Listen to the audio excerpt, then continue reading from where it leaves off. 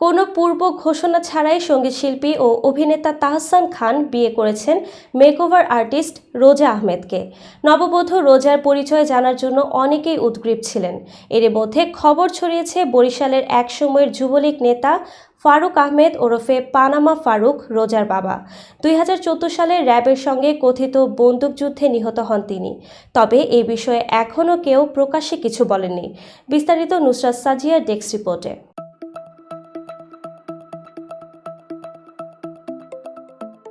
প্রখ্যাত সঙ্গীতশিল্পী ও অভিনেতা তাহসান রহমান খান বছরের শুরুতেই ভক্তদের চমকে দিয়েছেন। কোনো পূর্ব ঘোষণা ছাড়াই তিনি বিয়ে করেছেন আন্তর্জাতিক মেকওভার আর্টিস্ট রোজা আহমেদকে।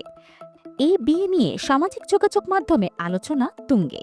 বিশেষ করে নববধূ রোজার পরিচয় নিয়ে কৌতূহলের শেষ নেই। এর মধ্যেই জানা গেছে রোজার বাবা বরিশালের একসময়ের যুবলীগ নেতা ফারুক আহমেদ, যিনি পানামা ফারুক নামেও পরিচিত ছিলেন।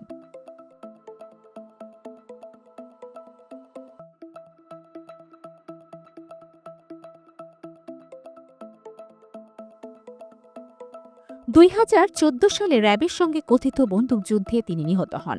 তবে এ বিষয়ে তাহসান বা রোজা এখনও কোনো মন্তব্য করেননি। রোজার বাবাকে নিয়ে তার আবেগঘন স্মৃতিচারণ নতুন আলোচনার জন্ম দিয়েছে। গত বছরের 4 জুন রোজা একটি ফেসবুক পোস্টে বাবার স্মৃতির কথা তুলে ধরেন। সেখানে তিনি নিউ ইয়র্ক সিটিতে তার প্রতিষ্ঠিত bridal makeover salon Roja's bridal makeover and beauty care সম্পর্কে জানান। একই পোস্টে তিনি বাবার প্রতি তার গভীর ভালোবাসা এবং পরিবারের জন্য তার সংগ্রামের গল্পও শেয়ার করেন। রোজা লিখেছেন, বাবার মৃত্যুর পর তাদের পরিবার সামাজিক এবং আর্থিকভাবে বিপর্যস্ত হয়ে পড়ে। পরিবারের উপর নানা অভিযোগ আসতে শুরু করে, এমনকি তাকে নিয়ে বিভিন্ন ধরনের নেতিবাচক কথাও ছড়ায়। পরিবারের ঘনিষ্ঠজনদের সঙ্গে সম্পর্কের টানাপোড়েন দেখা দেয়, কিন্তু তিনি দমে যাননি। পড়াশোনা চালিয়ে যাওয়ার পাশাপাশি ছোট ভাইয়ের দেখভালের জন্য টিউশনি শুরু করেন। মেকআপ আর্টিস্ট হিসাবে রোজার যাত্রা শুরু হয় এক আত্মীয়র বাড়িতে মেকআপ করার মধ্য দিয়ে। শুরুতে মাত্র 2000 টাকার বিনিময়ে তিনি মেকআপ করতেন। প্রথম কাজেই প্রশংসা পেয়ে তার আত্মবিশ্বাস বেড়ে যায়।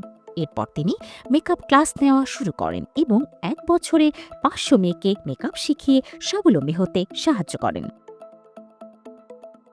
যুক্তরাষ্ট্রে নতুন জীবন শুরু করার গল্পও শেয়ার করেছেন রোজা। মা ও ছোট ভাইকে নিয়ে ইমিগ্রেশন ভিসায় যুক্তরাষ্ট্রে পাড়ি দেন। সেখানেই নিজের পেশাগত অবস্থান গড়ে তোলেন। তিনি লেখেন, আমার সব স্বপ্নের কেন্দ্রবিন্দু বাবা।